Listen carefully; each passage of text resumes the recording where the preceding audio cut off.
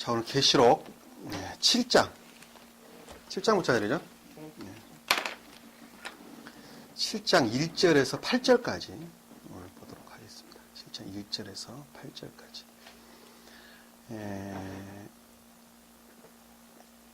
3절까지 우리 강다경 자매님이 읽으시고 4절부터 8절까지 우리 따냐 자매님이 읽어주시기 부탁드립니다. 이 일들 후에 내가 보니 네 천사가 땅의 네 모퉁이에 서서 땅의 사방에서 부는 바람을 붙잡아 그 바람이 땅이나 바다나 어떤 나무에도 불지 못하게 하더라.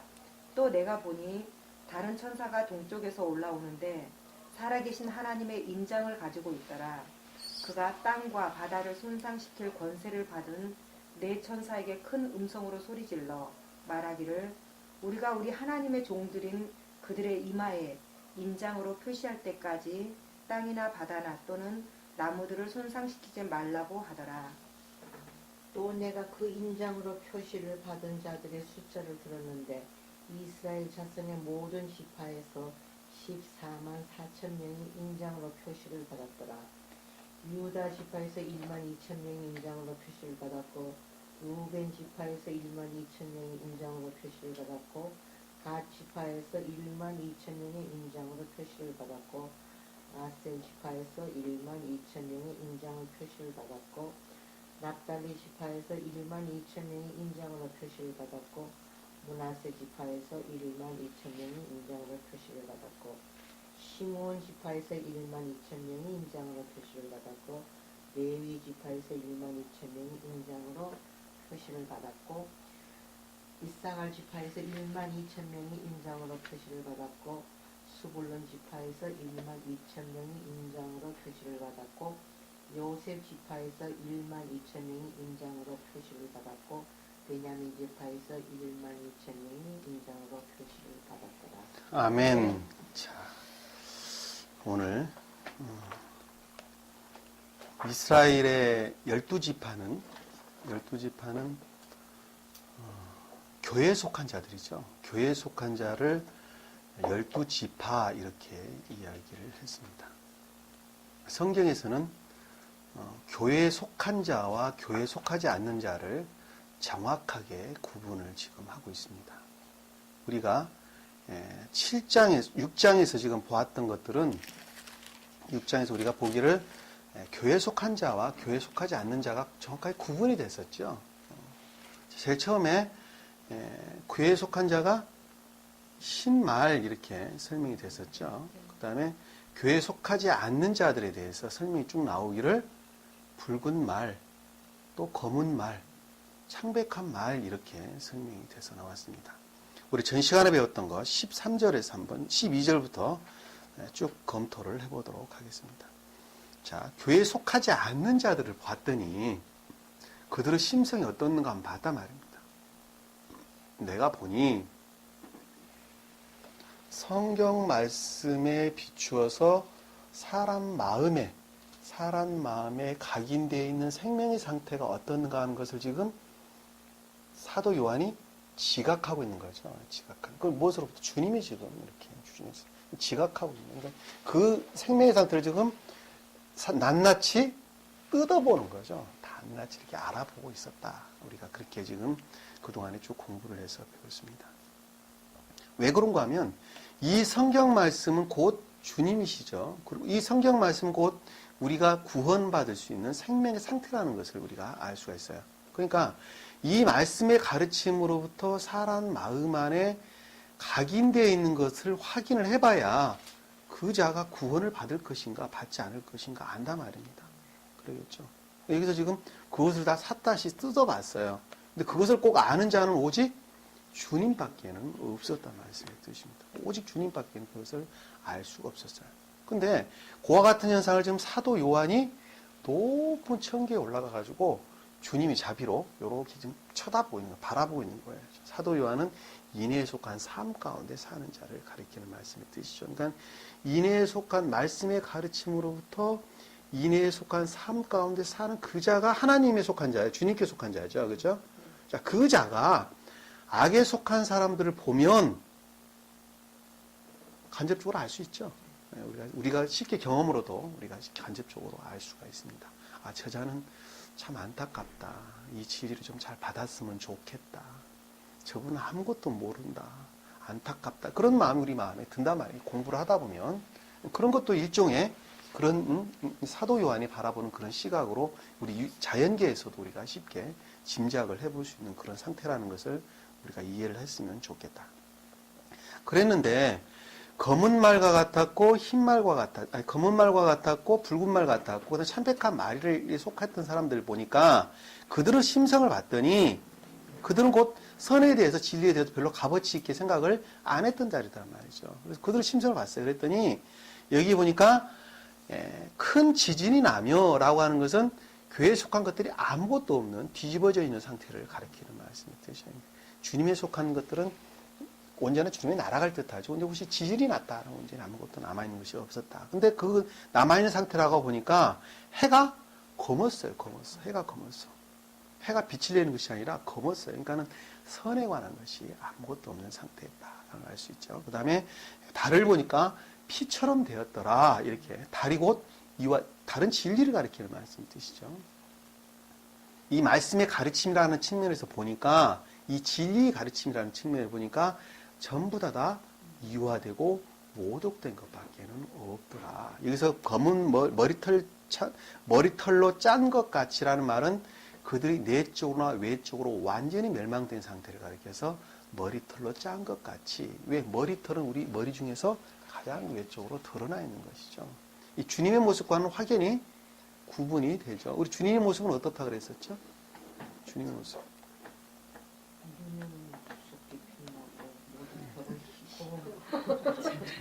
긴 옷을 발에 끌리는 긴 옷을 입고 있었다. 그 다음에 금띠를 가슴에 두르고 있었다. 머리는 눈과 같이고 흰 양털 같았다. 이렇게 설명이 되죠. 눈은 불꽃 같았다. 쭉 나오는 말씀이 있죠. 자, 그건 주님의 모습이었어요. 근데 이건 지금 완전히 반대의 모습을 가르쳐주고 있는 거니까 그 모습에 비하면 이거는 이제 완전히 지금 지옥의 속성을 가르쳐주는 것을 우리가 쉽게 알 수 있어요. 그런데 그 사람들이 왜 이렇게 됐나라고 봤더니 삶이라는 측면에서 보니까 아무것도 남아있는 것이 없더라라고 하는 것이 무화과 나무 가일이 떨어진, 자, 설익은 무화과가 떨어지듯이 땅에 떨어졌다는 말씀이 뜻이죠. 무화과 나무는 자연적 선을 뜻하는 말씀의 뜻입니다. 그러니까 삶이라는 측면에서 보니까 아무것도 남아있는 것이 없었어요. 근데 그것이 왜 그렇게 됐냐 봤더니 바람에 무화과 나무가 강한 바람이 흔들렸다라고 하는 것은 이 바람이라고 하는 것 여기도 나옵니다만 지금 우리가 오늘 본문에도 주님의 입장에서 보면 성령을 가리키는 말씀이죠. 주님의 영을 가리키는 말씀이나 반대의 뜻으로는 이화되고 변질된 추론을 가리킨다는 것을 우리가 알 수가 있어요.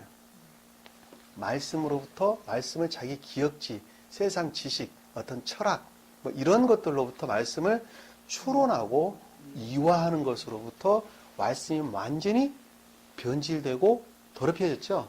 그것으로부터 나온 결과는 자연적 선마저도 아무것도 없는 상태였다. 이렇게 지금 설명이 됐죠.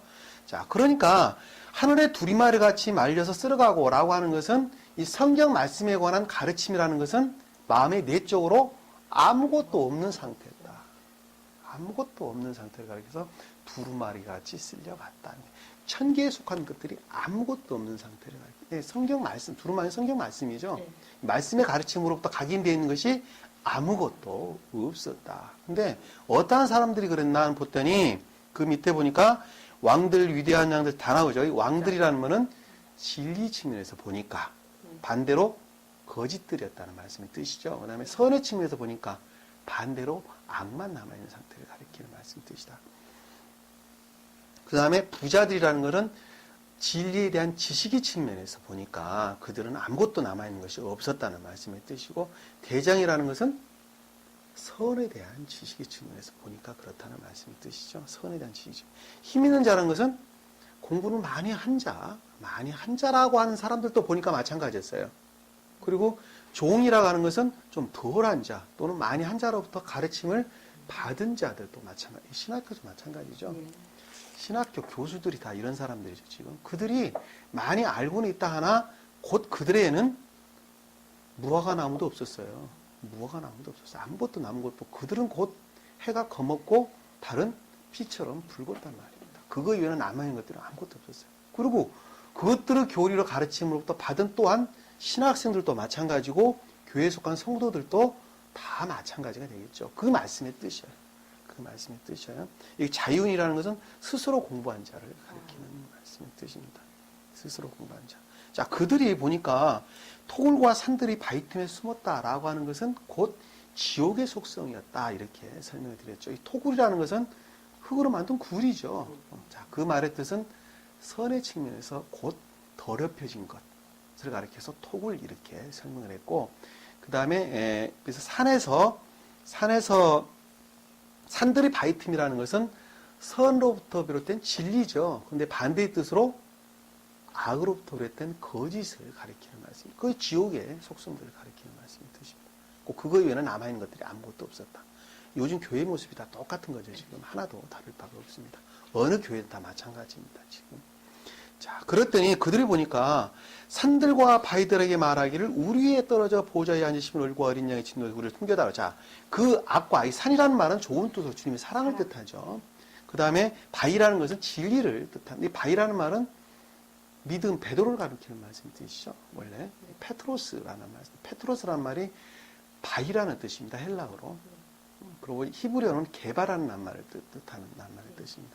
같은 낱말을 가리키고 있는 낱말의 뜻입니다. 그래서 우리 위에 떨어져라라고 하는 것은 그것들의 충분한 상태, 그러니까 악과 거짓들로 똘똘 뭉쳐진 상태를 가리키는, 떨어져 나를 덮어달라 이거예요. 그러니까 한마디로 말하면 똘똘 뭉쳐진 상태를 지금 가리킨다 이 말이에요. 무엇으로부터 감춰달라고 좀 말을 하고 있냐면 보좌 앞에 여기 보니까 나와 있죠. 보니까 보좌에 앉으신 분은 얼굴에서, 그리고 어린 양의 진노로부터라고 하는 것은 보좌에 앉으신 분, 자, 얼굴은 곧 주님을 가리키는 그 선의 측면에서 설명하는 것 뜻이 선. 그 다음에 어린 양의 분노라라고 하는 것은 신령, 인성의 측면에서 설명, 다시 말하면 진리 측면에서 설명을 주는 것입니다. 다시 말하면 선과 진리에 대해서 어느 것 하나도 시인하지 아니하고 다 부정하고 이화하고 모독하는 것을 가리키는 말씀의 뜻이죠. 전혀 시인이 없었다는 말씀의 뜻입니다. 그거는 우리가 여기 와서도 다 알죠. 여기 찾아오는 사람들도 보면 이야기를 하면 그냥 선에 대해서 진리에 대해서 다 부정을 하고 부인하고 모독하고 가죠. 이 똑같은 상황에 다른 게 아무것도 없어요. 영이라는 측면에서 똑같은 거예요. 여기에 어느 분들이 상담을 하고 간혹 많이 와요. 오는데 이 진리에 대해서 말씀을 하게 되면 선에 대해서 진리에 대해서 전혀 시인을 하지 않습니다. 그 마음의 상태를 지금 그대로 보여주고 있는 거예요. 여기서 선의 측면에서 설명하는 것을 보좌에 앉으신 분은 얼굴 이렇게 설명이 되어 있는 것이고, 그 다음에 진리 측면에서 시인하지 않는 것을 어린 양의 분노 앞에서 이렇게 지금 설명이 되어 있는 거예요. 우리를 감추다라고 하는 것은 절대 나는 시인하지 않겠다. 절대 고백하지 않겠다. 이 말씀의 뜻이란 말이에요. 나는 오직 믿음으로만 구원을 받는다. 우리는 어느 공로로도 구원받을 수 없다. 그러니까 주님께서 우리 대속물로 오셔서 지옥에 떨어지신 우리 영을 대신해서 죽으시고 우리는 그걸 믿는 믿음으로 구원을 얻는다. 이렇게 말을 한단 말입니다. 그리고 내가 구세주다. 이런 식의 아주 모독된, 자신 말하면 아주 주님의 자리를 자기가 앉는 이런 아주 악한 행태를 보이게 되는 것입니다. 여기에 상담을 오는 사람들 보면 딱 부류가 두 부류로 나누어집니다. 정확하게. 철저하게 부인하는 사람, 잘 모르겠으나 뭐가 맞는 것 같다라고 뭐 생각하고 가는 사람, 그러나 뭔지 모르겠지만 좀 배워봐야 되겠다라고 생각하는 사람, 뭐 각가지 상태로 나타나는데, 여기서는 지금 전혀 선에 관한, 선 자체는 곧 주님 자신을 가리키는 말씀의 뜻이에요. 그다음 진리라고 하는 것은 선을 담는 그릇이에요. 이 두 개가 분리될 수가 없고 하나네요, 하나. 내 영과 육이 하나이듯이 선과 진리는 하나라는 말씀의 뜻이에요. 선은 본질이고 진리는 본질을 담는 그릇이에요. 여기서 보좌에 앉으신 분의 얼굴이라는 말씀의 뜻은 선의 측면에서 주님 자신을 가리키는 말씀이고, 그 다음에 어린 양에 앉은 진노라고 하는 어린 양이라고 하는 말씀은 진리 측면에서 2000년 전에 오시던 예수 그리스도 그분을 가리키는 말씀의 뜻이란 말이에요. 하나예요. 다른 게 아니고 하나다는 것. 자, 그분의 진노의 큰 날이 임했습니다. 이는 그분의 진노의 큰 날이라는 건 최후 심판을 가리키는 말씀이죠. 그것이 곧 임해졌다는 말씀. 왜? 그들의 상태가 그러하기 때문에 그렇다는 말씀이죠. 여기까지 우리가 전 시간에 배웠던 것을 간단하게 우리가 요약해서 정리를 한번 해봤습니다. 이 요약해 정리하는 게 괜찮죠? 훨씬 좋아요. 그 다음을 이해하기 위해서는 전자에 공부했던 것들을 이렇게 머릿속에 담고 넘어가는 것이 훨씬 이해하기가 좀 편하다라는 생각이 들어서 제가 늘 반복해서 설명을 드리는 것입니다. 진도는 빨리 나가는 것이 중요한 것이 아니라 하나라도 알고 기억하고 있어야 되겠죠. 깨닫고 알아야 되겠죠. 그래서 설명을 드리는 것입니다. 자, 이 일들 후에 이제 앞에와 같은 상황, 6절과 같은 6장기가 같은 상황들이 이제 벌어졌어요. 다. 그들 상태가 다 점검을 봤어요. 그랬더니 이제 앞에 이제 각가지 상태로 좀 나타났었죠. 그러고 난 후에 지금 이제 일어난 일을 지금 가리키는 말씀의 뜻입니다. 자, 네 천사가 땅의 네 모퉁이에 서서 땅의 사방에서 부는 바람을 붙잡아. 자, 여기서 네 천사가 나왔는데 이 천사는 제가 늘 신령, 진리 이렇게 말씀드렸죠. 그러면 신령, 진리라는 것은 신령, 선을 담는 그릇이라고 말씀드렸죠. 다시 말씀하면 신령, 네 천사라는 것은 주님 자신을 가리키는 말씀이시죠. 다시 말하면 천계가 곧 주님이시죠. 천계에 속한 신령, 모든 신령 진리를 가리킨다. 우리가 쉽게 알 수 있어요. 그것이 지금 땅이 내 모퉁이다 이렇게 했는데 이 땅이 지금 내 모퉁이라는 것은 영계를 가리키는 말씀의 뜻이죠. 왜? 최후 심판은 제가 영계에서 일어났다고 말씀을 드렸죠. 자, 기독교에 속한 이 성경이 고백되어진 많은 기독교회가 있었어요. 이 기독교에 속한 사람들이 오직 믿음만으로 구원을 얻는다고 하는 사람들이 있었단 말입니다. 그리고 그들은 철저하게 그것을 신봉을 하고 있었어요. 그래서 그들이 사후에 죽어서 영계에 갔어요. 영계에 갔었는데 그들은 곧 천국도 가지를 못했고 지옥도 가지를 못하고 그들 나름대로 영계에서, 천국도 아니에요. 그냥 영계에서 어떻게 하고 있었어요? 여기가 천국이구나 라고 그들끼리 무리를 지어서 천계를 형성하고 있었단 말입니다. 네? 거기가 영계예요. 지금 영계. 자, 천국은 삼천국, 영적, 자연적, 그다음에 영계가 있다 이렇게 설명드렸죠. 그다음에 영계 그 아래는 지옥이 있다 이렇게 설명드렸어요. 그러니까 이 영계라고 하는 것은 천국과 지옥의 중간이다 하는 것을 우리가 알 수가 있죠. 이 중간은 버스 정류장과 같은 거다. 자, 내 몸으로 말하면 위에 위장에 해당되는 부분을 가리키는 말씀의 뜻입니다. 내 몸으로는 위장이에요. 위장이고, 그리고 그냥 버스 교통수단을 보면 버스 정류장하고 같은 뜻을 담고 있는 것입니다. 우리 몸은, 내 몸의 위장에서는 음식물이 들어와요. 그러면 거기서 내 몸에 필요한 것과 필요하지 않는 것하고 나누는 역할을 장에서 하게 되는 것이죠. 그러듯이 영계의 사람이 먼저 죽어서 가게 되면 그 자리에서, 그곳에서 하나님께 천계에 올라갈 영과 지옥으로 떨어질 영이 분리가 된단 말입니다. 근데 그것이 어느 날 한날에 이루어지는 것이 아니라 어떤 데는 10년도 좋고 20년도 좋고 어떤 데는 몇백 년도 좋고 이와 같이 된다고 합니다. 그와 같은 지금 과정이 그려져 있단 말이에요. 근데 기독교 교회에 속한 사람들이 이 성언이 고백되는데 오직 믿음만으로 구원을 얻는다라고 말하는 그 사람들이 영계에 와가지고 자기들은 철저하게 구원을 받았다고 생각을 했단 말입니다. 그동안 왜? 그런 교리 가르침 가운데 있었기 때문에. 예? 그래서 내적으로는 악했어요. 자, 우리가 6장에 봤죠? 네. 마음에 속한 상태를 봤더니 그것은 악과 거짓 이외에는 남아있는 것들이 아무것도 없었어요. 그럼에도 불구하고 겉사람이라는 측면에서는 그들이 구원을 받는다라고 생각을 하고 있었단 말입니다. 아시겠죠? 자, 그들이 영계에서 그들 나름대로의 무리를 이루면서 살았는데 그것이 곧 그들이 천계다 이렇게 생각을 했단 말입니다. 그것이 곧 천계다 이렇게 생각을 했어요. 여기가 지금 말하는 그곳을 가리켜서 땅의 네 모퉁이 이렇게 설명됐어요. 네 모퉁이라는 것은 네 방위를 가리키는 말씀의 뜻이죠. 동서남북 네 방위를 가리키는 말씀인데 하늘나라의 끝과 끝을 가리키는 말, 가장 사각이라는 것은 그 모든 것을 영계의 모든 것을 가리킨다 이 말이에요. 이 책상으로 말하면 동서남북이다. 이 책상의 모든 것을 가리키는 거죠.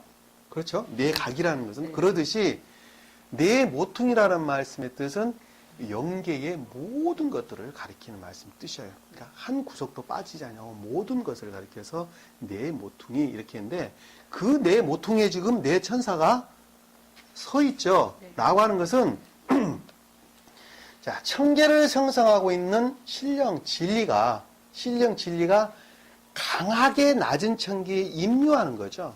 자, 강하게 낮은 천계에 임류하는 것입니다. 자, 그 말을 상태로 바꾸어서 말하면 이 말씀의 가르침으로부터 내가 지금까지 생각하고 있었던 여러 가지 거짓된 것들이 있었어요. 그런데 말씀의 가르침으로부터 강한 임류가 나에게 들어왔어요. 라고 하니까 여기 내가 그동안에 생각하고 기억하고 옳은 것으로 믿고 있었던 이런 것들이 어떻게 되겠어요? 순식간에 자, 물론 악이 내지는 정지를 하겠죠. 예? 딱, 이게 뭐가 좀 잘못됐구나라고 정지를 하겠죠. 그 상태로 연상을 하면 여러분들이 좀 쉽게 이해가 되겠다.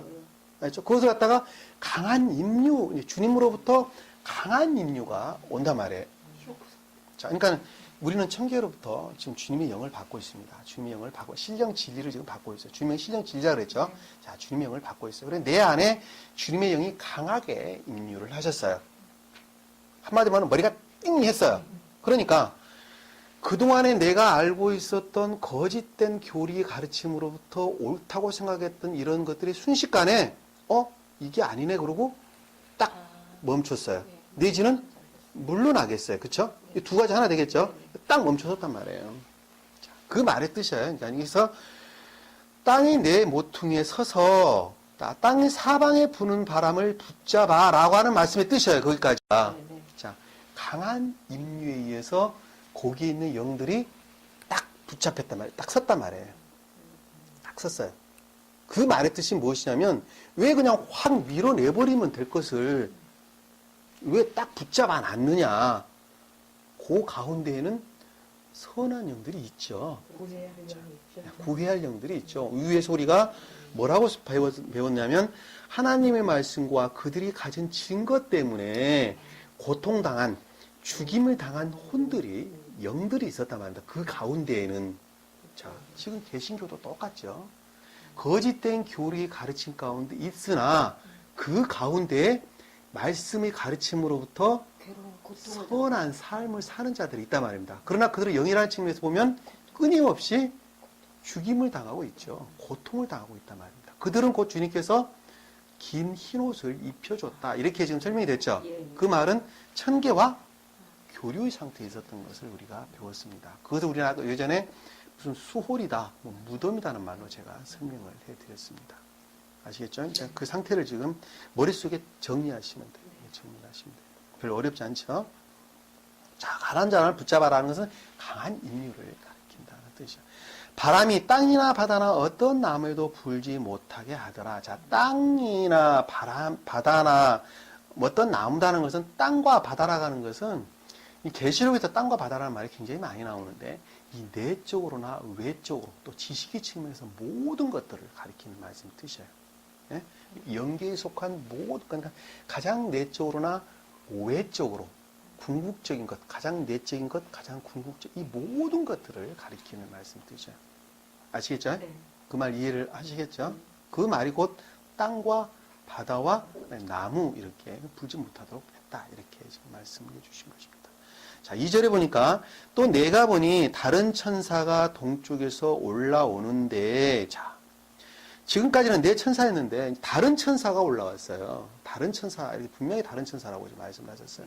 근데 그것이 동쪽에서 올라왔다. 이렇게 지금 설명이 됐어요.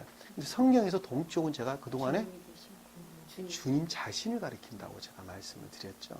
주님 자신을 가리켜서 다 동쪽 이렇게 설명이 됐습니다.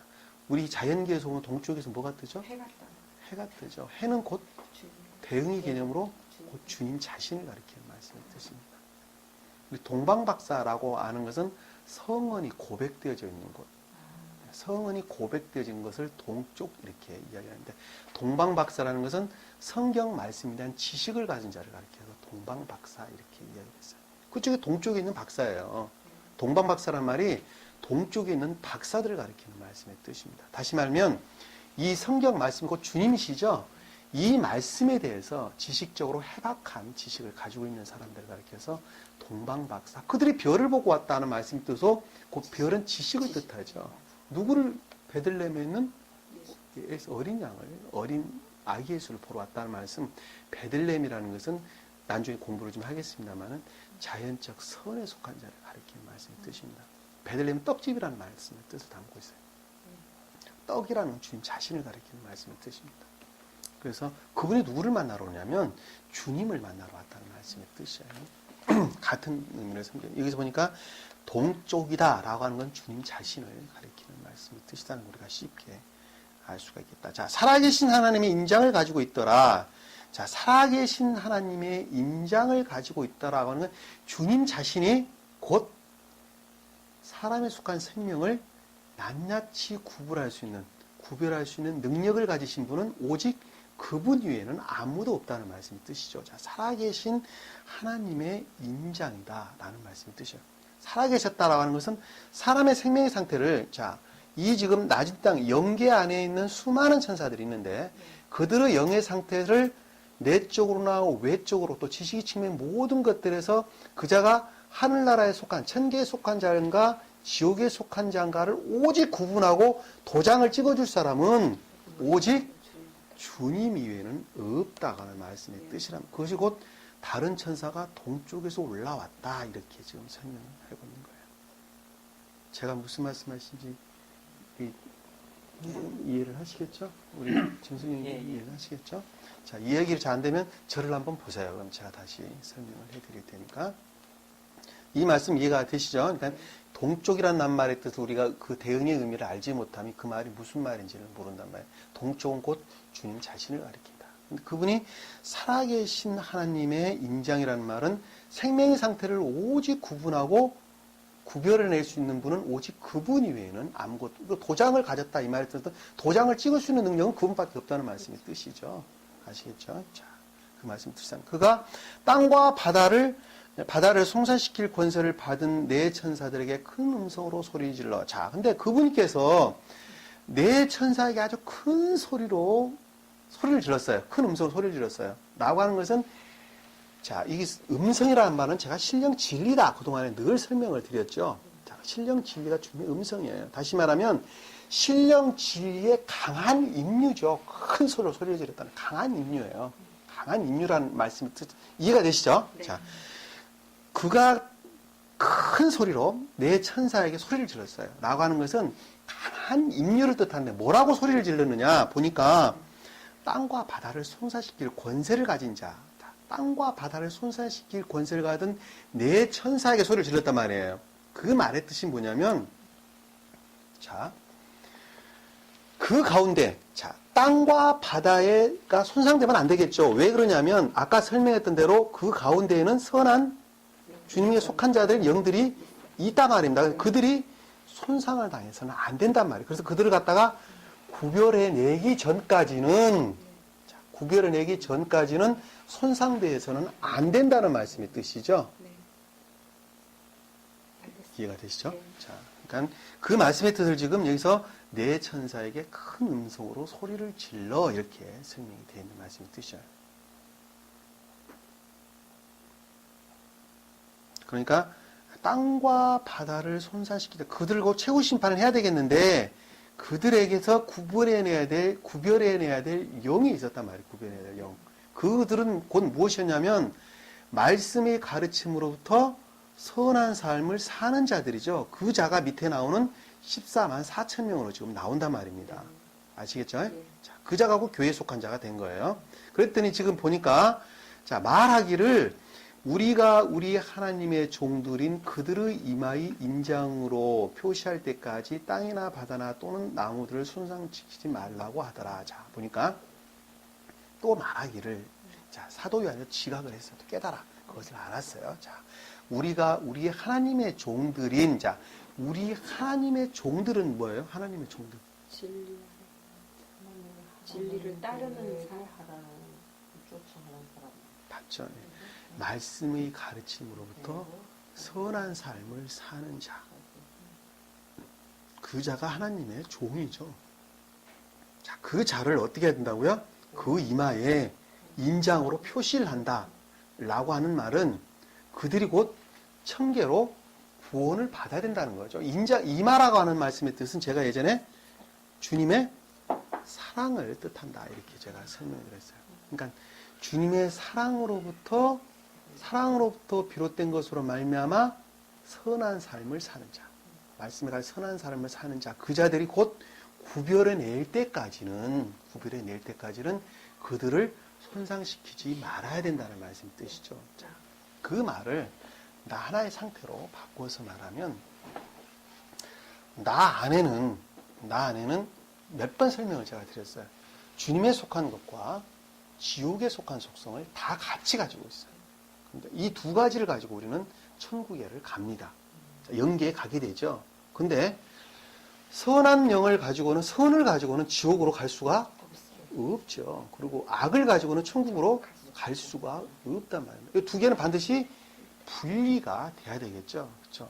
이 분리되는 과정이 지금 여기에서 그것은 기록되어 있는 거예요. 지금 여기에 보면 이 과정이 나라로 보면 그러는 거예요.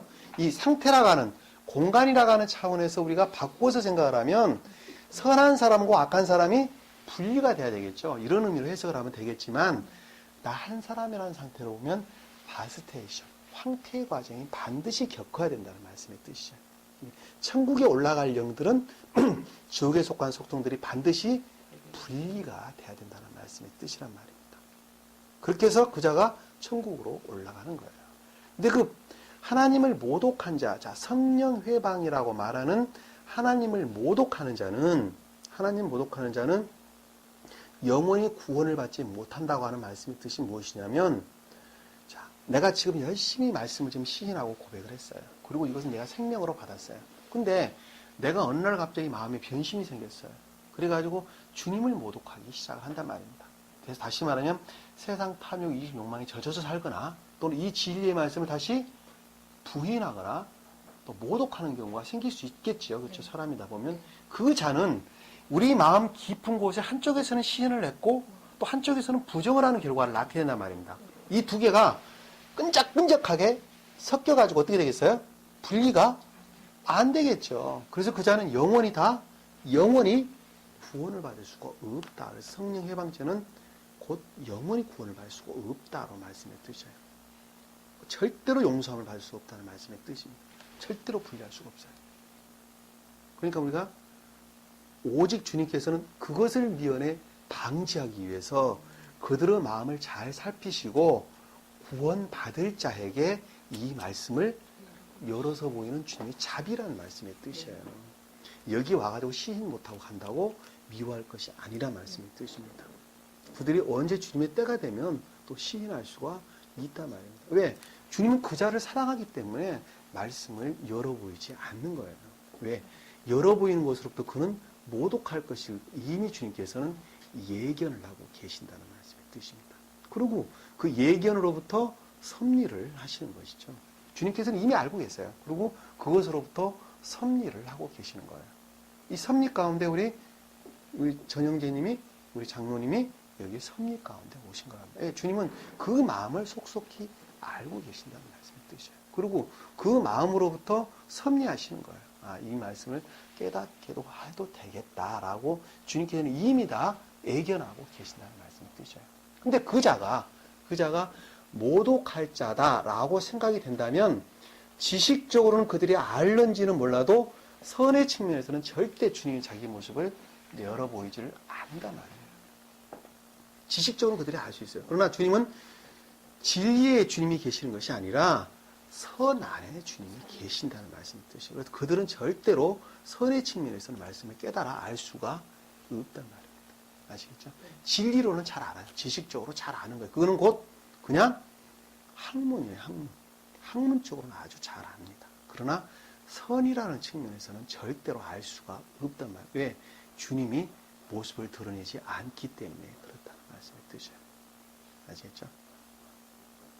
여기서 지금 설명하는 건 무슨 말씀인지 아시겠죠? 이게 네. 바스테이시에 나가는 황폐 과정을 반드시 겪어야 되는데 그 과정이 지금 여기에 기록되어 있다는 것을 우리가 알 수 있습니다. 이게 보면 이마라는 말이 나와서 우리 계시록에 보면 666이라는 말이 예. 나오게 되죠. 우리 한번 여기 이마에 인을 받은 자가 666이었다 나오죠. 그거 한번 우리가 찾아서 한번 보도록 하겠습니다.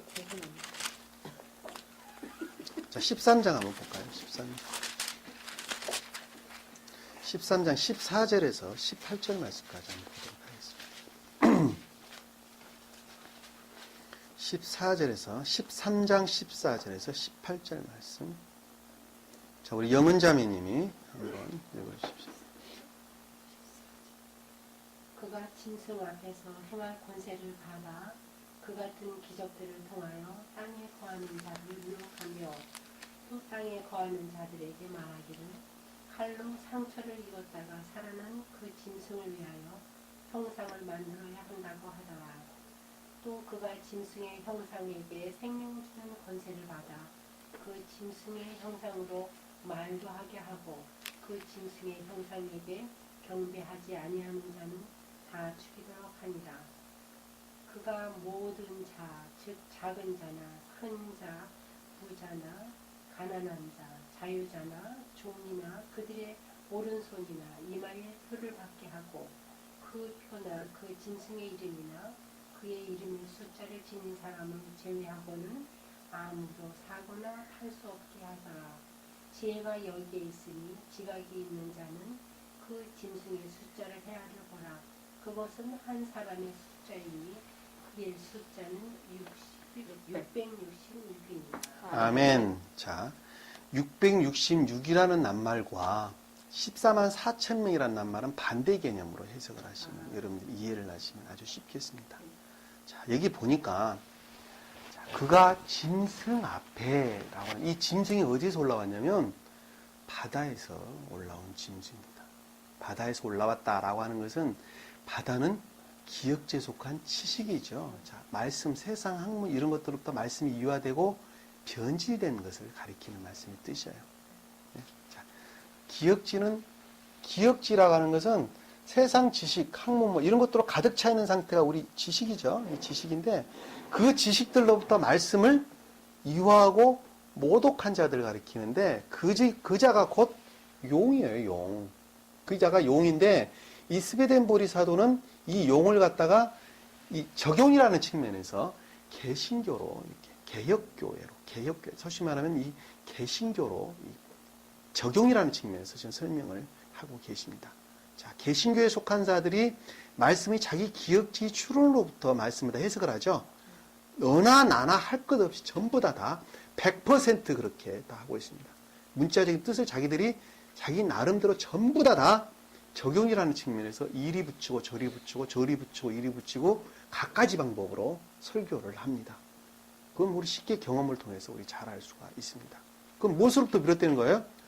자기가 배운 것만큼 자기가 지식으로부터 기억지에 속한 지식으로부터 기억지라는 말은 우리가 나면서부터 익히고 배우고 터득하고 했던 이 모든 것들 경험을 통해서 또 배움을 통해서 신학교에서 갖가지 무슨 뭐 대학교에서 배웠던 이 모든 것들이 총 집합된 것을 가리켜서 기억지 이렇게 말씀하셨단 말입니다. 자, 그것으로부터 말씀을 이렇게 해석하고 저렇게 해석하고 갖가지 방법으로 해석하는 행태를 가리켜서 지금 설명을 하고 있는 거예요. 그 자가 대표적인 것이 지금 개신교에 속한 자들을 가리키는 말씀이 뜻이죠. 근데 여기서는 이 짐승이라는 낱말을 개신교 이렇게 개혁교로 이렇게 적용이라는 측면에서 딱 붙여서 설명을 해도 무리가 전혀 없다 하는 것을 우리가 알 수 있어요. 아시겠죠? 자, 보면. 근데 그들이 보니까 이 짐승이라는 낱말을 봤더니 그들이 일곱 머리를 가졌어요. 일곱 머리. 머리라고 하는 것은 그들의 능력이, 그 같은 능력이, 일곱이라는 것은 충분한 상태를 가리키는 말씀이죠. 이 말씀으로부터 충분한 능력 가운데 있는 것을 지금 가리키는 말씀의 뜻이란 말입니다. 자, 뿔이라는 것은 곧 능력이죠. 그러니까 지혜 있었고, 머리는 지혜, 그 다음에 뿔은 능력이 있었단 말이에요. 그 밑에 보니까 그들이 머리에는 왕관을 쓰고 있었대죠, 왕관을. 그러니까 거짓된 그들의 기억지에서 비롯된 어떤 추론으로부터 말씀을 해석하고 이해하고 그것으로부터 가리키는 그것 자체가 그것으로부터의 지혜 있었고 능력이 있었고 또 사람들을 올가매는 그런 힘이 있었단 말이에요. 그 말의 뜻을 갖다 여기서 7머리 7뿔 그 다음에 10개의 7머리 10뿔 그 다음에 10왕관 이렇게 설명이 됐어요. 이 짐승이 말하는 그 짐승을 가리키는 말씀이 뜻이에요. 아시겠죠? 자, 14절 볼게요. 자, 이 짐승 앞에 행할 권세를 받아 그가 짐승 앞에 행할 권세를 받아 그 같은 기적들을 통하여 자, 이 기적이라는 건 낱말이 나왔는데 주님께서는 저기 이스라엘 백성을 향해서 그랬어요. 너희가 나를 따르는 까닭은 표적을 본 까닭이 아니라 자, 기적이라는 낱말과 표적이라는 낱말은 같은 거예요. 번역을 지금 이렇게 해놨을 뿐입니다. 너희가 나를 따르는 까닭은 기적을 본 까닭이 아니라 먹고 배부른 까닭이다 이렇게 설명했어요. 그리고 너희는 썩을 양식이라 일하지 말고 영원한 양식을 일하여 일하라 이렇게 설명했어요. 이게 거기서 말하는 주님이 기적이라는 것은 이 말씀의 가르침이죠. 이 생명의 말씀의 가르침을 너희가 좋아서 따라오는 것이 아니라 육에 속한 것들을 너는 지금 얻고자 나를 따라오는 것이 아니냐. 지금 교회 나간 자들이 다 그렇죠. 육에 속한 것들을 얻고자 해서 따라 나가고 있는 상태를 가리키는 말씀이 뜻이에요. 그것을 지금 주님께서는 지금 질타를 하고 계시는 거죠. 그러면서 하는 말이 육에 속한 것들을 얻으려고 수고하지 말아라. 영생하도록 있을 양식을 위해서 내가 일하라. 이렇게 지금 설명을 하고 다시 말하면 영의 생명의 상태를 얻기 위해서 이런 일을 해라. 말씀이 뜻이에요. 근데 여기서 보니까 권세를 받아 그 같은 기적을 통하여 라고 하는 것은 거짓된 교리의 가르침이죠. 반대 뜻으로. 짐승들이 지금 그 짓을 하고 있는 거니까 거짓된 교리의 가르침을 기적 이렇게 지금 설명을 했단 말입니다. 땅에 거하는 자들을 라고 하는 것은 그와 같은 교회에 속한 모든 자들을 가리키는 말씀의 뜻이죠. 다시 말하면 개혁교회에 속한 모든 자들을 가리켜서 땅에 거하는 자들을 이렇게 지금 설명했어요. 그들을 어떻게 했어요? 미혹했단 말이에요. 뭐로? 거짓된 교리 가르침으로 미혹하는 거예요. 지금 그러고 있죠.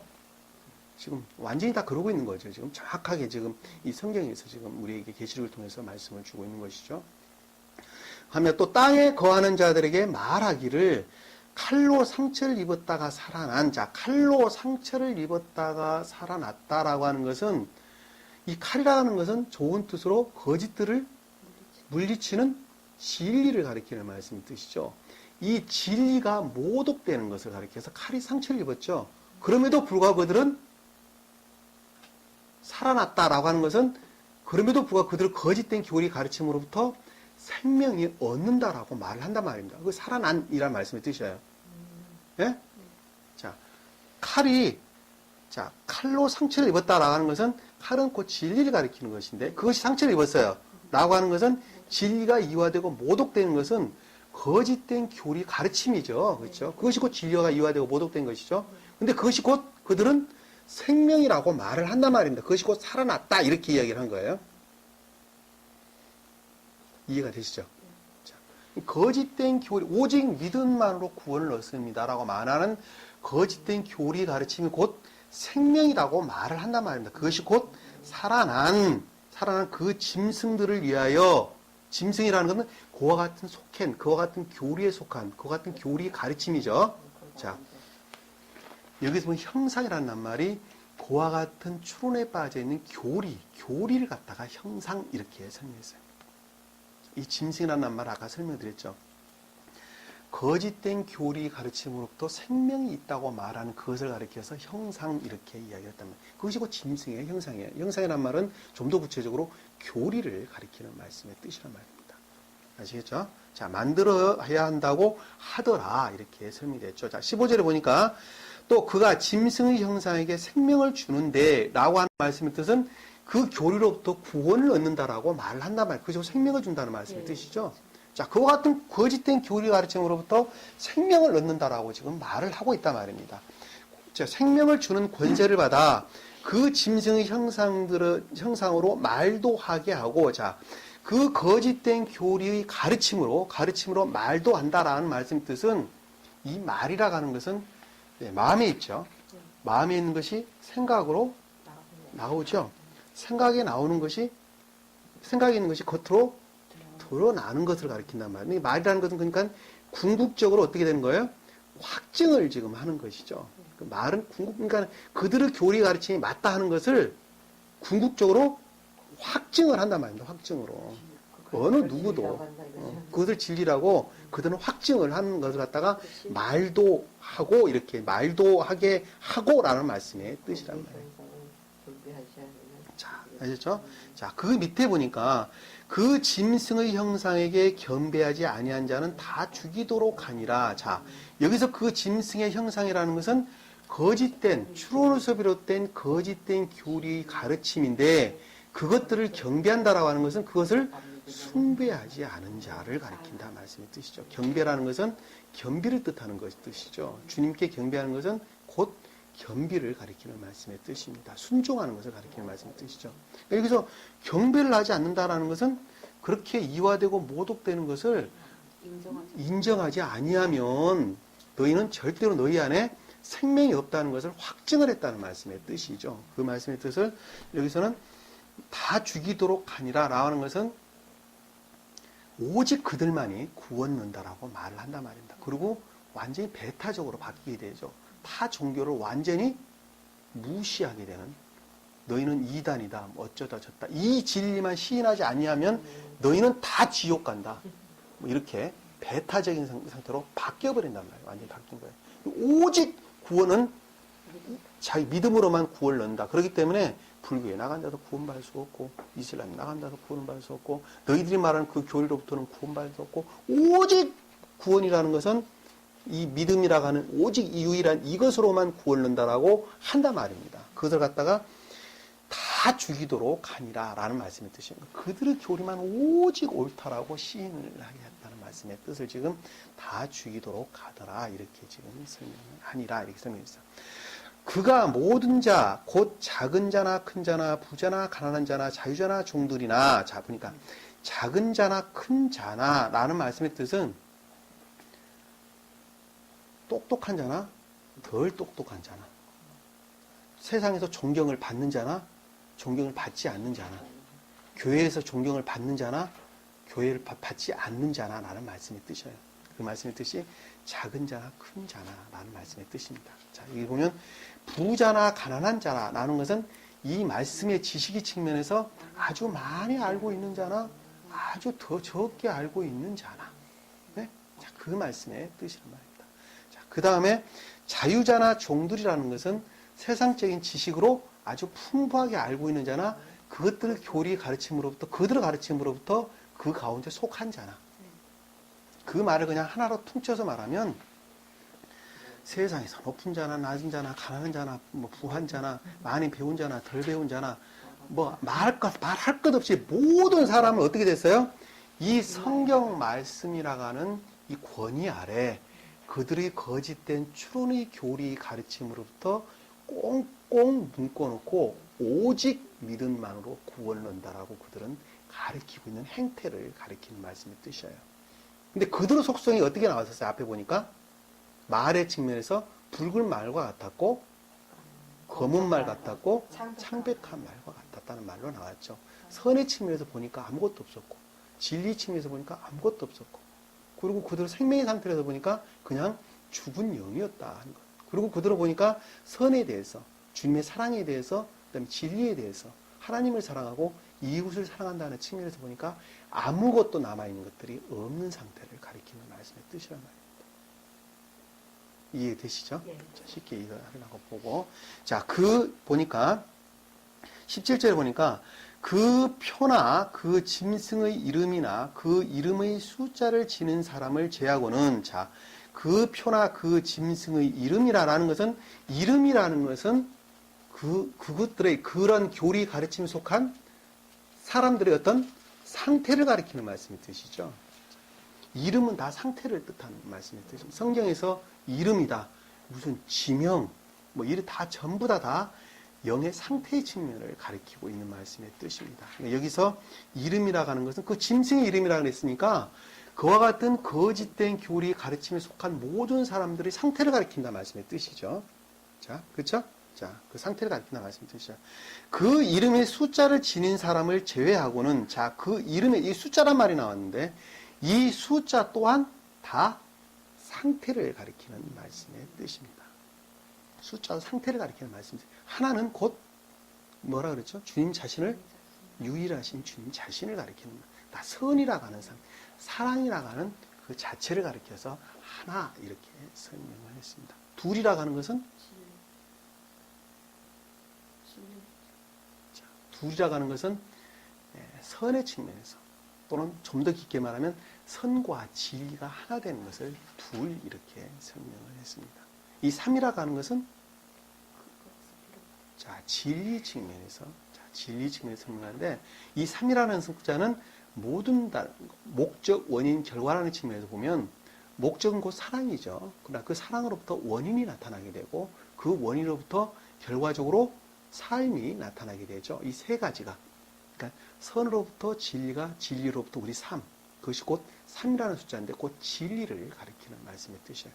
진리라는 낱말이 성경이 제가 늘 말씀하는데 이 진리라고 하는 것은 곧 삶과 떨어질래야 떨어질 수가 없는 말씀의 뜻입니다. 내 육체라는 것은 선을 담고 있는 진리죠.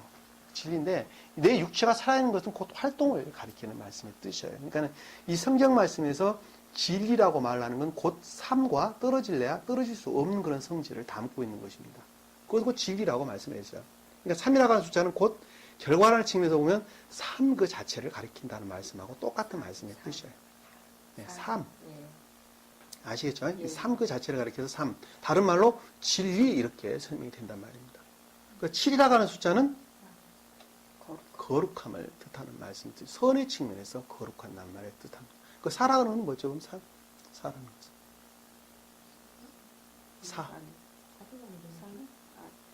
사는 이의 곱으로 배수로 되어 있죠. 이의 배수로 이와 같은 뜻을 담고 있는 것입니다. 그 다음에 5라고 하는 숫자는 자, 10의 반이죠. 10의 반. 다소 적음이라는 뜻을 담고 있습니다. 다소 적음. 자, 6이라고 하는 숫자는 시험의 마지막 과정인데 시험의 마지막이라는 것은 곧 중생을 뜻하는 말씀의 뜻이죠. 중생이 없는데 시험이 있을 수가 없죠. 시험의 마지막 과정이라는 것은 중생의 과정을 가리키는 말씀의 뜻을 6 이렇게 설명을 했습니다. 그 다음에 7이라는 것은 설명을 드렸죠.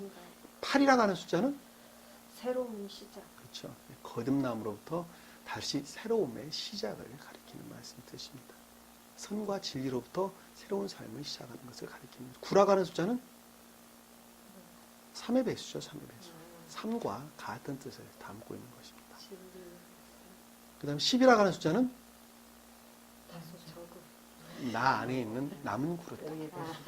내 안에 있는 남은 그릇. 주님을 가리키는 말씀의 뜻입니다. 내 안에 있는 주님을 가리켜서 10 남은 그릇. 주님에 속한 것을 가리켜서 10 이렇게 설명이 됐죠. 어떠한 것이든지.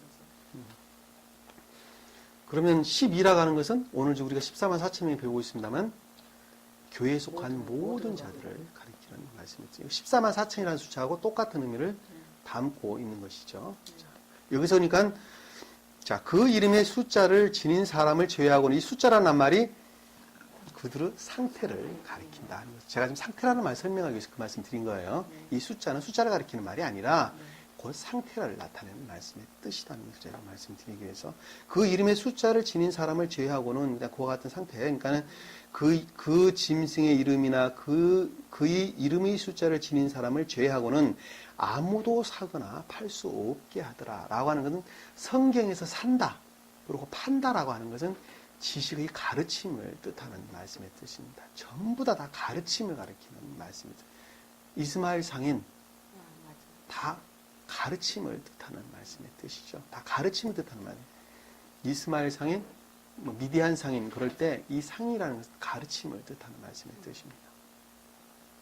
그래서 여기 보니까 자, 아무나 사거나 팔 수 없게 하더라라고 하는 말씀의 뜻은 곧 어느 누구도 그것을 가르치지 못하겠다는 말씀. 누구만 가르치겠어요, 그럼? 그 짐승의 이름을 받은 자만. 그 짐승의 이름을 받은 자만, 그리고 그 짐승이나 그 이름의 숫자를 지닌 사람들만 가르칠 수 있도록 했단 말입니다. 그리고 그것을 가르침을 받거나 가르치거나 할 수 없도록 그들은 꽁꽁 묶어놨단 말씀 뜻이에요. 왜? 오직 그들의 교리만 가르치도록 했다는 말씀의 뜻입니다. 그건 뭐 그냥 안 봐도 형광등이라면 안 봐도 뭐라 비디오라고 그러죠. 안 봐도 비디오입니다. 저도 신학교에서 공부를 했습니다만은 뭐 가서 보면 아주 모니터를 합니다. 모니터를 해서 조금이라도 잘못된 교리를 가르치게 되면 바로 컷아웃을 시키게 됩니다. 심지어는 거기다가 뭐죠? 그 동영 이렇게 무비 카메라 CCTV를 다 설치를 해놓고 사무실에서 모니터링을 다 하는 경우가 있습니다. 그렇게까지도 하는 경우를 제가 들었습니다. 저기 대표적인 데가 저기 여의도 순복음교회 순복음학교라고 그럽니다. 사무실에 모니터가 다 설치돼 있어가지고 CCTV가 설치되어 있어서 그들의 가르침을 지시를 한다는 거죠. 이 부분은 이렇게 가르쳐라. 저 부분은 저렇게 가르쳐라. 그리고 그렇게 따르지 않냐고 가르치는 자는 그냥 불러서 어느 날 안 보이면 잘못 가르친 거라고 이야기를 합니다. 거기 아주 정통으로 속해 있는 사무실 직원이 저한테 이야기한 거니까 정확하겠죠. 신학교 사무실에서 이렇게 서류 보는 일을 하는 자가 내게 일하는 사람이 내게 정보를 준 거니까 좀 정확하리라고 저는 보고 있습니다. 그렇게 한다고 합니다. 그 말씀의 뜻이에요. 여기 보면 아무나 사거나 팔 수 없게 하더라는 것은 그와 같은 교리를 시인하는 사람 이외에는 어느 누구도 가르칠 수도 없고 그와 같은 교리를 받을 수도 없고 교육을 받을 수도 없도록 그들은 그렇게 아주 딱딱 폐쇄적으로 가둬놨다는 말씀의 뜻입니다. 자, 여기서 보니까 지혜가 여기에 있으니 지각이 있는 자는 그 짐승 숫자를 헤아려 보라. 그것은 한 사람의 숫자니 그 숫자는 666이다. 자, 지혜가 여기에 있다라고 하는 것은 지혜는 무엇부터 비롯되죠? 주님으로부터. 자, 주님으로부터 비롯된 지혜 가운데 있는 자를 가려서 지혜가 여기에 있다. 이렇게 말씀을 드렸죠. 지혜라는 건 곧 말씀의 가르침으로부터 그것이 옳은지 그른지를 깨닫는 사람이고 주님으로부터 지혜가 있는 자죠. 왜 주님은 말씀을 통해서 우리에게 말씀을 하시기 때문에 그냥 우리 말씀도 알지 못하는데 그냥 하늘에서 툭 떨어지는 것이 아니죠. 말씀으로부터 주님 우리에게 늘 말씀을 하십니다. 그러니까 말씀의 가르침으로부터 깨닫는 지혜가 있는 자를 가리켜서 여기 보니까 지각이 있는 자는 이렇게 설명됐어요. 주님이 주신 그 지혜로부터 말씀의 가르침이 무엇인가 지각 가운데 있는 자는 그 짐승의 숫자를 헤아려 보라 라는 말씀의 뜻은 그들의 짐승, 다시 말하면 거짓된 교리 가르침 가운데 있는 그들의 영의 상태가 어떤가를 한번 봐봐란 말이에요. 봐봐라. 그렇죠? 그 말씀의 뜻이죠. 그 짐승의 숫자를 한번 헤아려 봐라. 그랬더니 그것은 한 사람의 숫자니 이 한 사람이라는 것은 성경에 사람은 제가 뭐라 그랬죠 예전에? 가장 높은 뜻으로는 지혜를 가리키나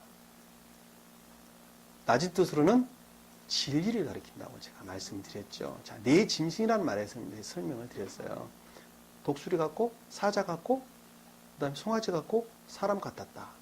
그리고 독수리 같다. 이렇게 설명됐죠. 이 사람이라는 것은 진리 측면에서 설명을 주신다. 이렇게 설명. 높은 뜻은 곧 지혜, 주님 자신을 가리키는 말씀의 뜻입니다. 여기서 한 사람이다라는 것은 그것들은 모든 진리를 가리킨다는 거예요. 모든 진리에 대해서 봐봐란 말이에요. 그들이 가르치는 도대체 뭔가 한번 봐봐라. 이 한 사람이라는 것은 하나라는 것은 모든 거 하나 곧 반대의 뜻으로 하나라는 것 주님 자신을 가리킨다는 말이죠. 반대의 뜻으로 진리라는 것의 측면에서 그 하나를 한번 봐봐란 말이에요. 그것들을. 하나로 그들이 가르친 것이 곧이 무엇인가 한번 봐봐란 말이에요. 그랬더니 한 사람의 숫자니 라고 하는 것은 진리 측면에서 모든 것을 가리키는 말씀의 뜻이다. 근데 그 숫자가 666이다 이렇게 설명을 드렸는데 원래는 666이라는 낱말의 원래의 뜻은 2 곱하기 3으로 이루어진 숫자입니다. 그렇죠? 그것이 곧 3개가 있다는 말씀의 뜻이에요. 자, 2는 아까 뭐라 그랬죠 제가? 선과 진리. 자, 선의 측면에서. 3은 진리. 측면에서. 그러니까 선과 진리 측면에서 셋이 있었어요. 선과 진리가 측면이. 그러니까 셋이 뭐라 그랬어요? 충분한 상태를 가리키는 거죠. 그러니까 선과 진리로 충분한 상태를 가리켜서 좋은 뜻으로 충분한 상태를 가리켜서 666 이렇게 설명됐어요. 근데 여기서는 지금 반대의 뜻으로 설명을 하고 있단 말입니다. 반대의 뜻으로. 그렇죠? 왜? 이 짐승에 대해서 지금 설명을 하고 있는 것이기 때문에 거짓된 교리 가르침으로부터 악과 거짓 가운데 있는 자들에 대한 설명이란 말이에요. 그러니까 666이라는 낱말의 뜻이 반대의 뜻으로 설명이 됐단 말이에요. 다시 말하면 선과 진리 측면에서 보니까 아무것도 없는 악과 거짓들의 충분한 상태, 악과 거짓들로 가득 차 있는 상태 그 이외에는 아무것도 아니었다. 그 말씀의 뜻이란 말입니다. 자, 우리 성경에서 나오는 낱말들은 다 좋은 뜻과 나쁜 뜻을 다 담고 있다. 제가 수도 없이 설명드렸죠. 이 좋은 뜻과 나쁜 뜻이 담고 있다. 똑같은 좋은 뜻이 산이라는 말도 마찬가지죠. 아까 우리가 봤죠. 곧 주님의 사랑을 뜻하나 반대의 뜻으로는 곧 악을 뜻한다는 것을 우리가 알 수가 있어요. 그것이 곧 서로 대응의 두 가지 개념으로 설명될 수 있어요. 좀 나라는 사람은 내가 선에 속한 사람이면 선한 사람이 되지만 악에 속한 사람은 악한 사람이 대응으로 나타나는 것과 똑같다는 말씀의 뜻입니다. 그러니까 666이라는 것도 똑같은 말씀의 뜻이에요. 그러니까 666은 좋은 뜻으로 선과 진리의 충분한 상태, 충만한 상태를 가리키는 말씀의 뜻이나 6이라고 하는 세자가 3개의 숫자가 있다는 것은 반대 뜻으로 악과 거짓들의 꽉 찬, 악과 거짓의 상태 이외 그 이상 그 이하도 아닌 그것들의 상태에 완전히 빠져있는 그와 같은 상태를 가리킨다는 말씀의 뜻을 666 이렇게 설명을 했습니다. 아시겠죠?